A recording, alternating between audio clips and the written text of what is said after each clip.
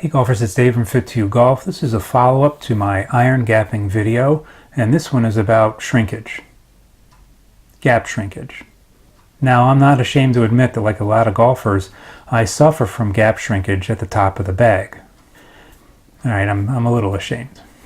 If you watch the video on iron gapping, you know that the day I collected the data, I was carrying my 6-iron 158 and my 5-iron 165, and that 7-yard gap is not optimal.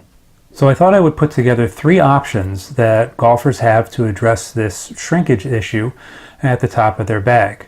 So here are the contenders.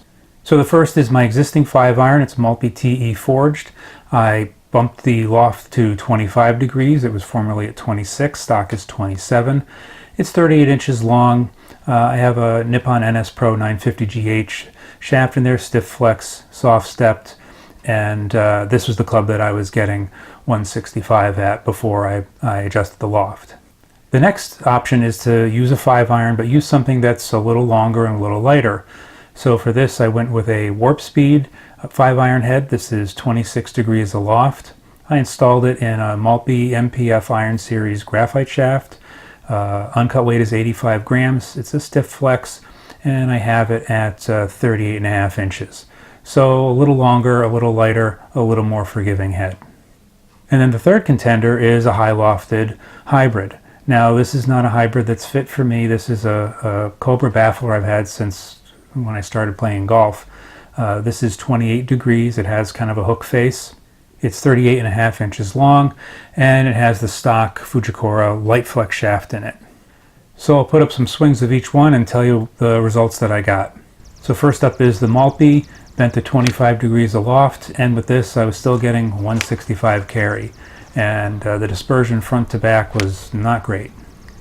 Next was the Warp Speed 5-iron. This was more consistent for me. I got slightly better carry, 166, and the dispersion was better both front to back and side to side.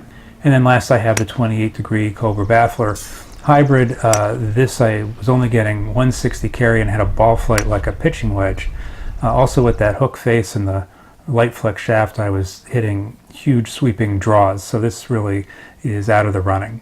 Now one possibility is to maybe add a degree of loft to my 6-iron, put that Warp Speed 5-iron in my bag, and that might be a decent gap between those two clubs. But I really want a better gap, somewhere around 170, to fit in between whatever that club ends up being and my 4 hybrid. So it looks like it's back to the drawing board for me. So look for part 3 coming up. I have 3 more contenders, and one is a little bit novel, something different I've never tried before. Hopefully that teaser will keep you tuned in, and in the meantime, stay positive.